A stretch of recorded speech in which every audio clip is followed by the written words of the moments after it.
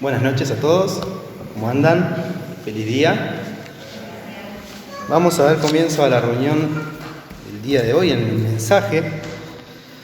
Hoy nos toca seguir con Éxodo, seguir con el segundo libro de la Biblia que estamos estudiando.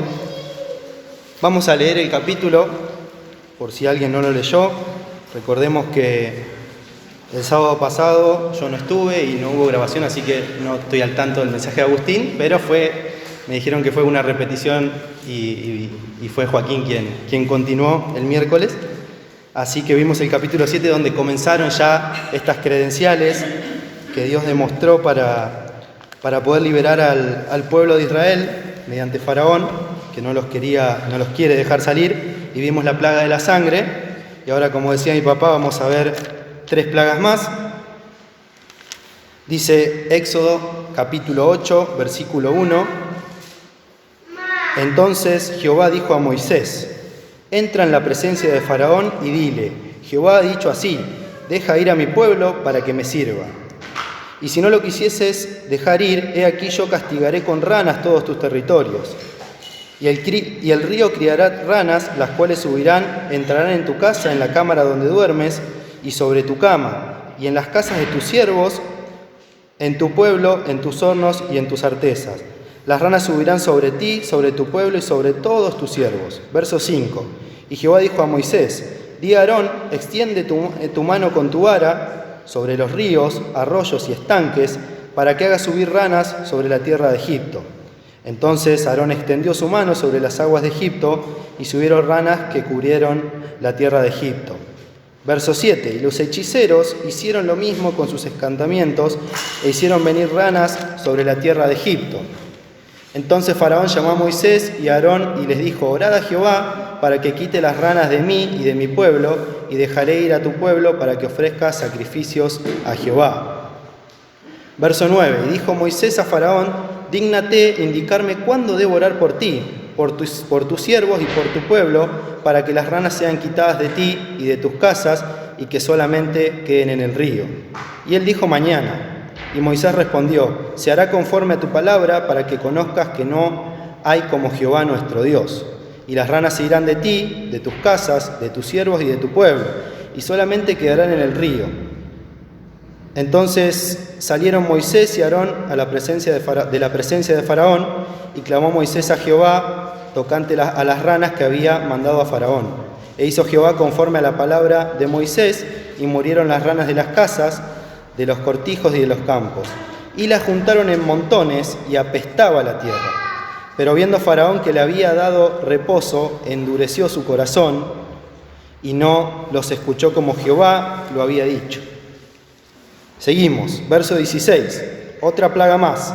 Entonces Jehová dijo a Moisés: di a Aarón, extiende tu vara y golpea el polvo de la tierra, para que se vuelva piojos por todo el país de Egipto. Y ellos lo hicieron así. Aarón extendió su mano con su vara y golpeó el polvo de la tierra, el cual se volvió piojos, así en los hombres como en las bestias. Todo el polvo de la tierra se volvió piojos en todo el país de Egipto. Y los hechiceros hicieron así también para sacar piojos con sus encantamientos, pero no pudieron. Y hubo piojos tanto en los hombres como en las bestias. Entonces los hechiceros dijeron a Faraón: dedo de Dios es este. Mas el corazón de Faraón se endureció y no los escuchó como Jehová lo había dicho. Y vamos a terminar el capítulo con la última plaga que nos toca hoy, verso 20. Jehová dijo a Moisés: levántate de mañana y ponte delante de Faraón. He aquí él sale al río, y dile: Jehová ha dicho así, deja ir a mi pueblo para que me sirva. Otra vez: porque si no dejas ir a mi pueblo, he aquí yo enviaré sobre ti, sobre tus siervos, sobre tu pueblo y sobre tus casas toda clase de moscas. Y las casas de los egipcios se llenarán de toda clase de moscas, y asimismo la tierra donde ellos estén. Y aquel día yo apartaré la tierra de Gosén, en la cual habita mi pueblo, para que ninguna clase de moscas haya en ella, a fin de que sepas que yo soy Jehová en medio de la tierra. Y yo pondré redención entre mi pueblo y el tuyo. Mañana será esta señal. 24. Y Jehová lo hizo así, y vino toda clase de moscas molestísimas sobre la casa de Faraón, sobre las casas de sus siervos y sobre todo el país de Egipto. Y la tierra fue corrompida a causa de ellas. Entonces Faraón llamó a Moisés y a Aarón y les dijo: andad, ofreced sacrificio a vuestro Dios en la tierra. Y Moisés respondió: no conviene que hagamos así, porque ofreceríamos a Jehová nuestro Dios la abominación de los egipcios. He aquí, si sacrificáramos la abominación de los egipcios delante de ellos, ¿no nos apedrearían? Verso 27: camino de 3 días iremos por el desierto y ofreceremos sacrificios a Jehová nuestro Dios como Él nos dirá. Dijo Faraón: yo os dejaré ir para que ofrezcáis sacrificios a Jehová vuestro Dios en el desierto, con tal de que no vayáis más lejos, orad por mí. Y respondió Moisés: he aquí, al salir yo de tu presencia, rogaré a Jehová que las diversas clases de moscas se vayan de Faraón y de sus siervos y de su pueblo mañana, con tal que Faraón no falte más, no dejando ir al pueblo a dar sacrificios a Jehová. Entonces Moisés salió de la presencia de Faraón y oró a Jehová.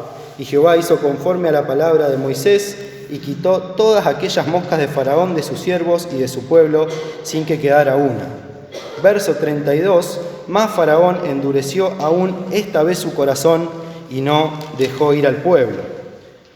Capítulo 8, tampoco hay buenas noticias para el pueblo de Israel.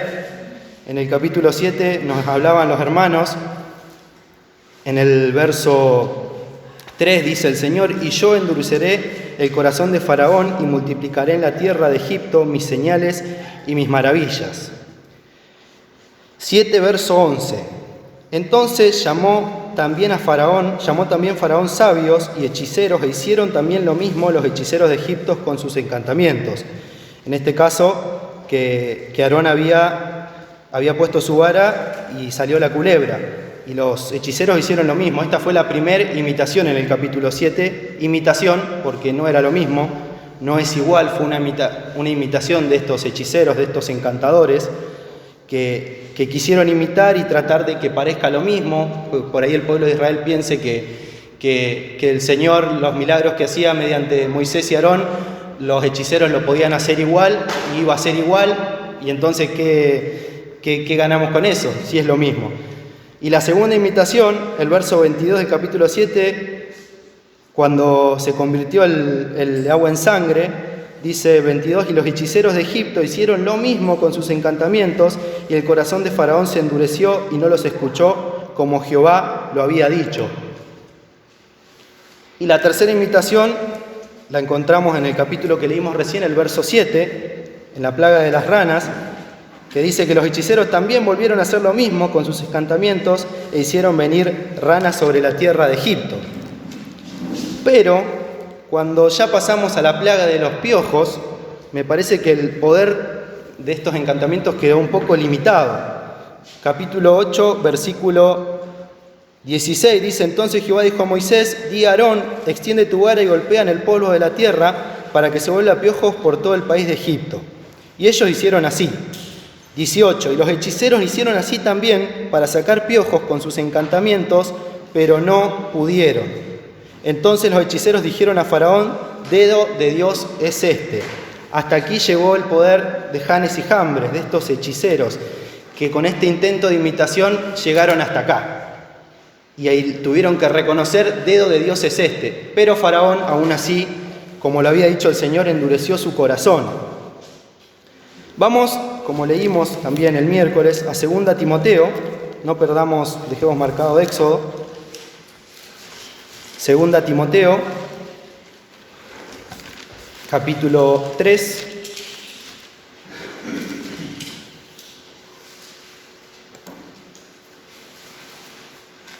Segunda Timoteo 3:1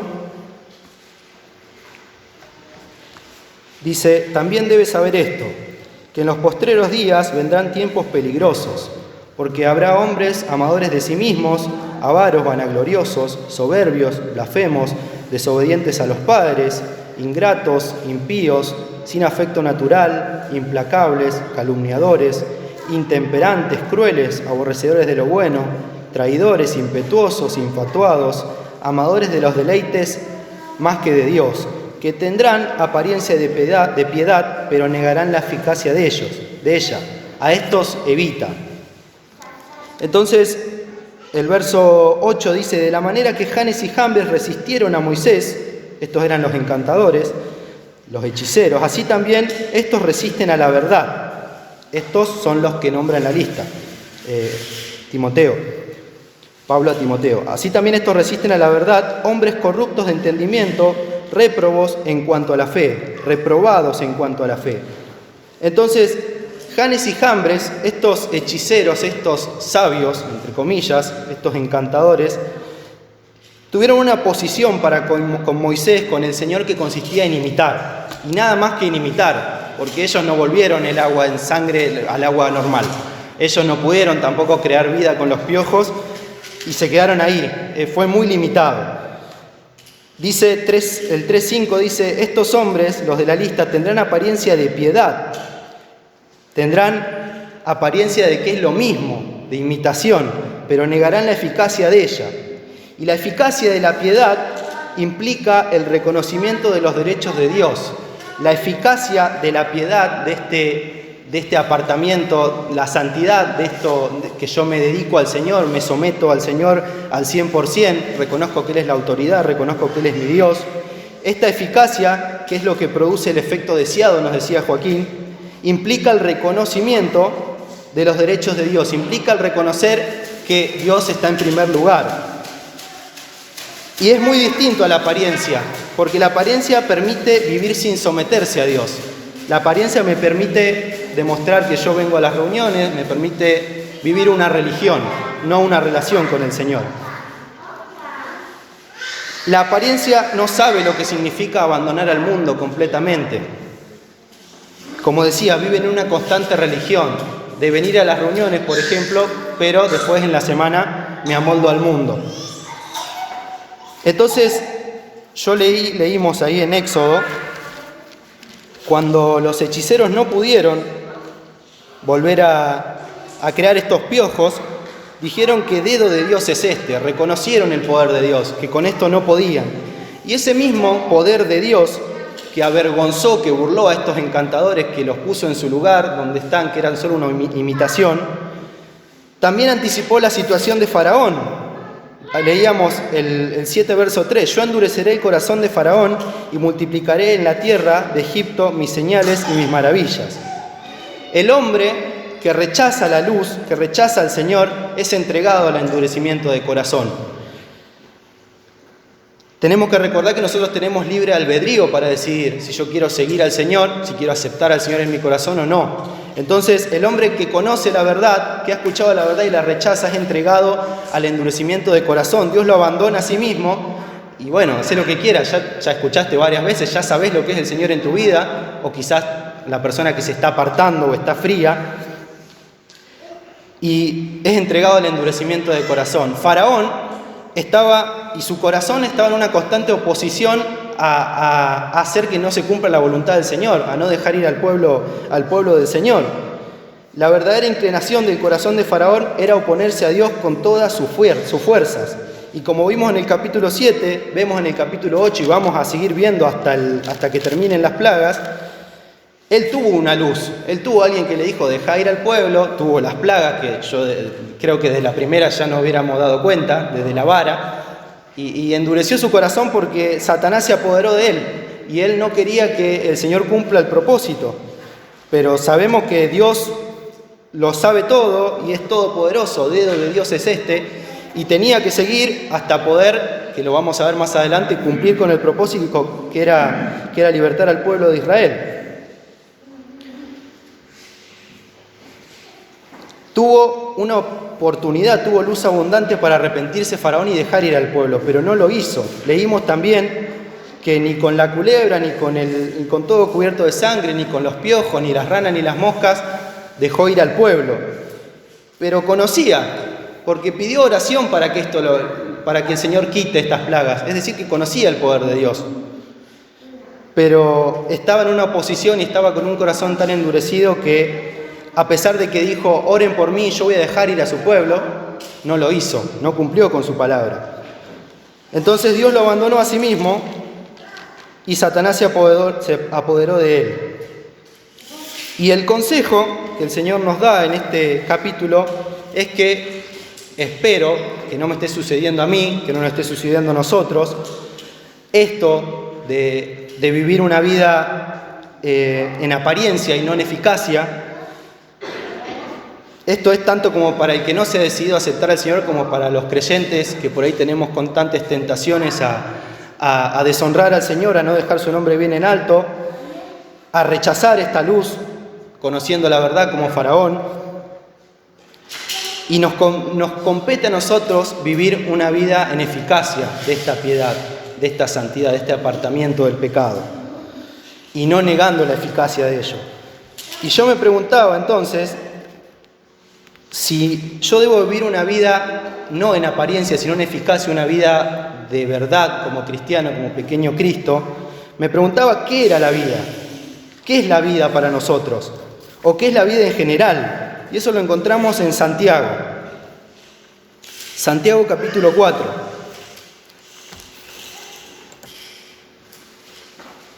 Santiago capítulo 4. Versículo 13.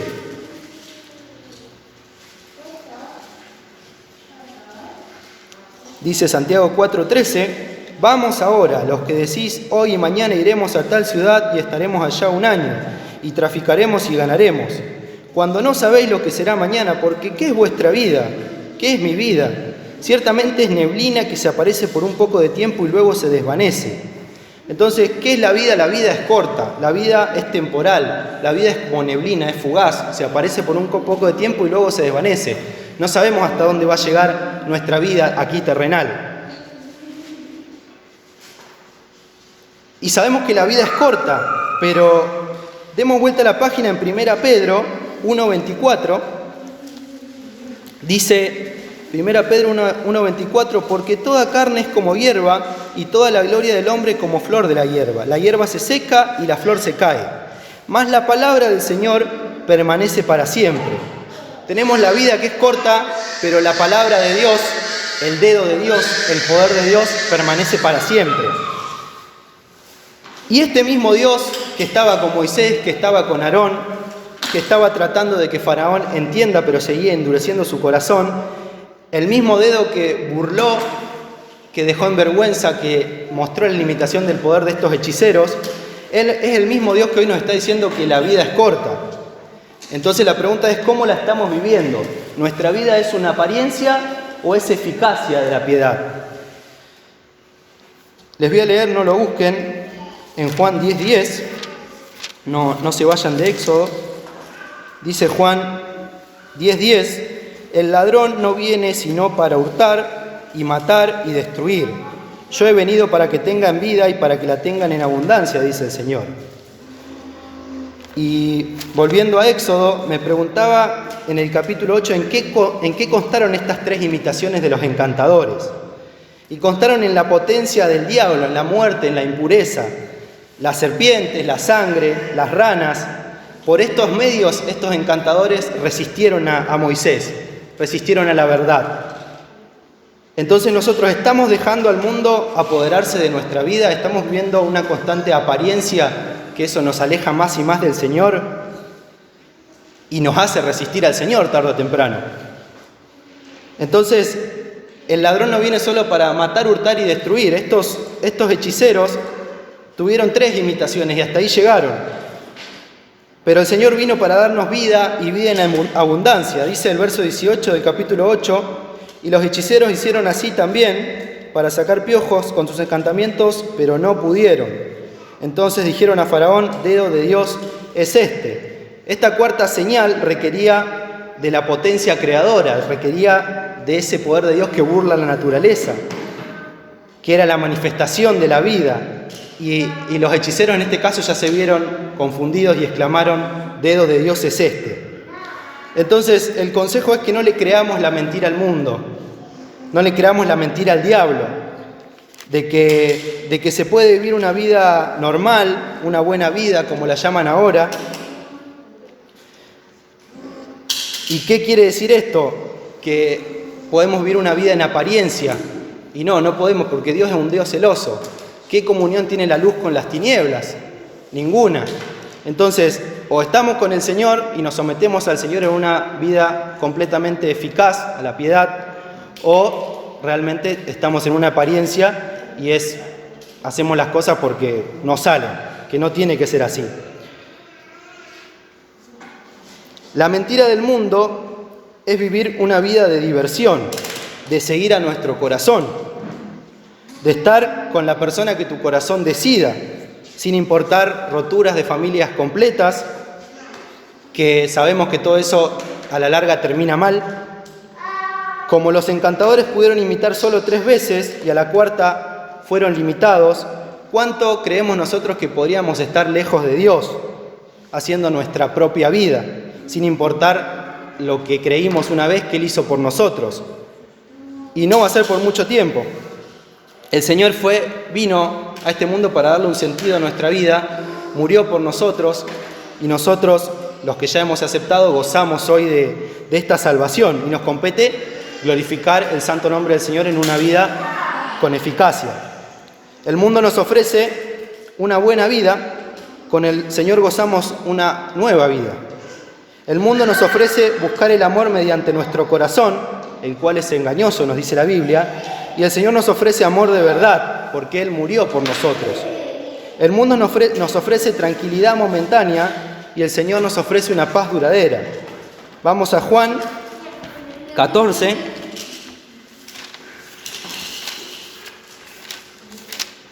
Juan capítulo 14.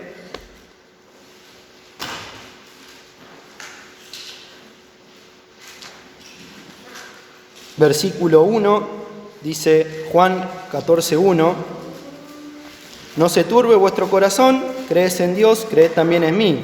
En la casa de mi Padre muchas moradas hay, si así no fuera yo os lo hubiera dicho.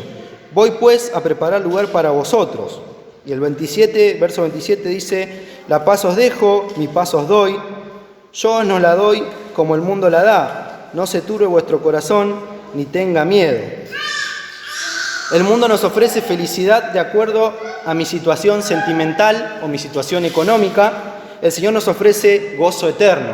Grande gozo hay en mi alma hoy, pues Jesús conmigo está, y su paz, que ya gozando estoy, por siempre durará. Entonces, la primera pregunta que debemos hacernos en esta noche es: ¿tenemos vida eterna? ¿Creímos en el Señor Jesús como en nuestro corazón? ¿Lo aceptamos? ¿Tenemos paz interior? Esa paz que solo nos puede dar el Señor enviando a su Espíritu a morar en nosotros.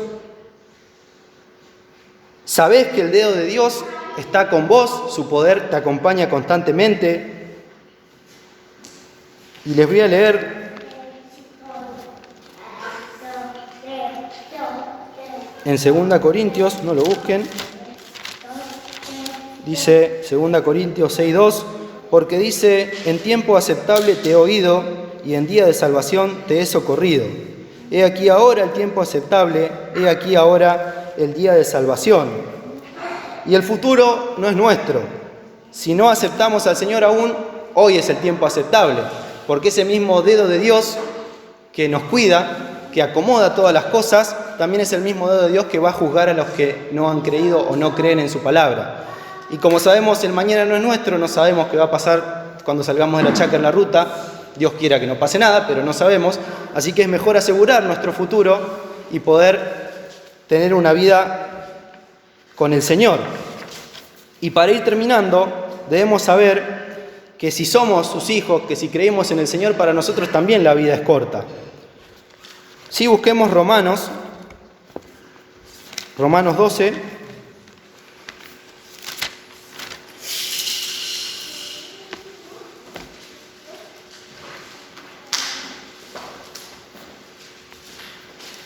Romanos 12, versículo 2 dice: No os conforméis a este siglo, sino transformaos por medio de la renovación de vuestro entendimiento, para que comprobéis cuál sea la buena voluntad de Dios, agradable y perfecta. Entonces, no os conforméis a este siglo, no tomemos la apariencia de este mundo. Y para nosotros también la vida es corta y el Señor también nos va a juzgar por nuestros actos. También nos va a recompensar por nuestros actos. Entonces, ¿cómo comprobar la buena voluntad de Dios agradable y perfecta? Y con eficacia, teniendo claro que nuestra ciudadanía está en los cielos, teniendo claro que el dedo de Dios nos acompaña y está con nosotros y nosotros debemos sujetarnos a la voluntad de Dios haciendo lo que Él nos pide. Esto nos va a llevar a tener una visión eterna, a invertir en lo eterno como lo hacía Pablo. Yo les voy a leer otro pasaje. Dice Filipenses 3:8: y ciertamente aún estimo todas las cosas como pérdida por la excelencia del conocimiento de Cristo Jesús, mi Señor, por amor del cual lo he perdido todo y lo tengo por basura para ganar a Cristo. Porque para mí el vivir es Cristo y el morir es ganancia, decía el apóstol Pablo. Entonces, eso es invertir en lo eterno. El saber que el vivir mi vida es del Señor completamente, es someterme al Señor. Y el morir es ganancia, porque voy a estar con esa persona que vino a morir por mí y a la cual adoro y sirvo constantemente. Entonces, como dice ahí, ¿queremos resultados satisfactorios? Debemos vivir en la expectativa del Señor. Y esto lo nombró Hugo hace muchos años, que nos decía que debemos confiar en el Señor, esperar en el Señor y entender que todo es si Dios quiere. Y esto nos va a traer resultados en una vida que se somete al Señor, una eficacia de la piedad. Entonces, confiar en el Señor en todo momento, esperar siempre en el Señor y saber que todo lo que pase o todo lo que sea es si Dios quiere. El dedo de Dios va a estar con nosotros, su poder va a estar con nosotros en todo momento, pero a nosotros nos corresponde vivir una vida de obediencia, de sujeción, de oración, buscando agradarle y que su nombre quede en lo más alto. Y en resumen del capítulo 8 es esto. El título que le puse fue El dedo de Dios, porque su poder nos demuestra que las apariencias engañan en este caso, como fue con Janes y Jambres. Imitaron hasta de donde Dios quiso que imiten. Faraón se entregó a Satanás, endureció su corazón, teniendo pruebas contundentes del poder de Dios. Y lo que viene ahora que vamos a ver es peor. Ojalá entonces podamos tener en cuenta esto, este ejemplo, que estos posteriores tiempos y estas personas, estos Janes y Jambres que tenemos en nuestra vida, que están constantemente en todo el mundo, en todo lo que es la rama de la iglesia, del cristianismo, podamos comprender esto, que podamos velar en la palabra del Señor, vivir una vida a la expectativa de su venida, para no caer en tentación, para no caer en la mentira del diablo que solo quiere destruir nuestra vida, destruir las familias de la iglesia, y poder vivir una vida esperando al Señor, confiando al Señor y sabiendo que todo lo que Él hace, todo lo que el Señor hace, que Él quiere, es lo mejor para nosotros. Que el Señor bendiga su palabra. Vamos a terminar con una oración. Padre nuestro que estás en los cielos, Señor, estamos agradecidos porque nos permites congregarnos, sabiendo que estamos haciendo bien en poder perseverar en la doctrina de los apóstoles, en la comunión con los hermanos. Mañana, si tú lo permites, lo haremos en el partimiento del pan. Te agradecemos por cada hermano presente, te pedimos por los hermanos que no han podido venir. No nos olvidamos de la familia de Eva, de Charlie, que están pasando por coronavirus, que tú los cuides, que los repongas de la mejor manera para que puedan estar bien. Asimismo para todos los hermanos que estén pasando por alguna necesidad. Te agradecemos porque sabemos que tu poder nos cuida, nos bendice, que tú acomodas todo, que el dedo de Dios acomoda todo, por más que haya noticias de que se va a cortar todo nuevamente y nos va a impedir congregarnos presencialmente. Sabemos que es lo que el diablo quiere, pero que tú vas a acomodar todo y que si nos sujetamos a ti, eso será lo mejor para nuestra vida. Queremos dejar este momento en tus manos, que nos cuides en el regreso a nuestros hogares y nos permitas también tener un buen descanso. En el nombre del Señor Jesús pedimos esto. Amén.